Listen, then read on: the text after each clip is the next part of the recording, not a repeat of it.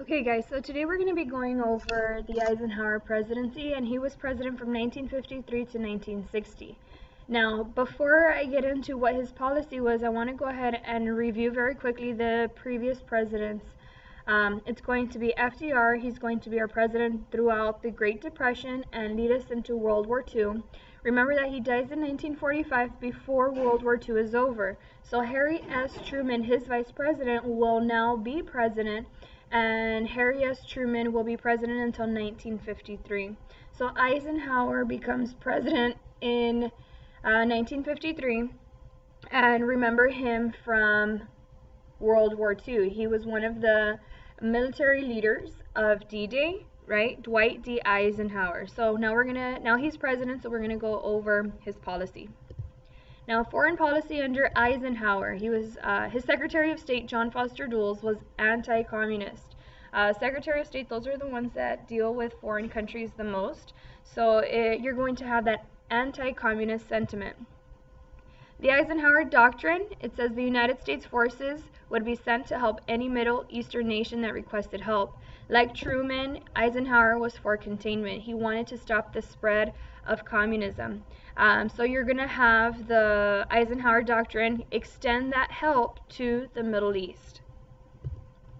Now, brinkmanship and fallout shelters. Brinkmanship is the idea that the United States was willing to go to the edge of war. Basically, they're going toe-to-toe with the Soviet Union and calling them out. You know what? I'm not scared. You know, if we're going to do this, let's go. Right? And that's brinkmanship. Fallout shelters became very popular. The movie Blast from the Past with Brendan Fraser gives you that example of how fallout shelters, became popular. People were buying into the idea that we were going to get bombed, and to be safe, you had to have a fallout shelter or bomb shelter. Now, espionage. Espionage is a fancy word for spying.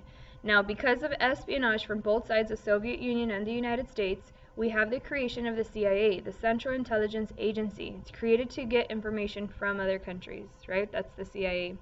The Soviets had spies infiltrated within the United States and vice versa. Now, you are going to have the U-2 incident, and it's secret flights over the Soviet Union, and basically they would take pictures and get information of what the Soviet Union was planning and doing.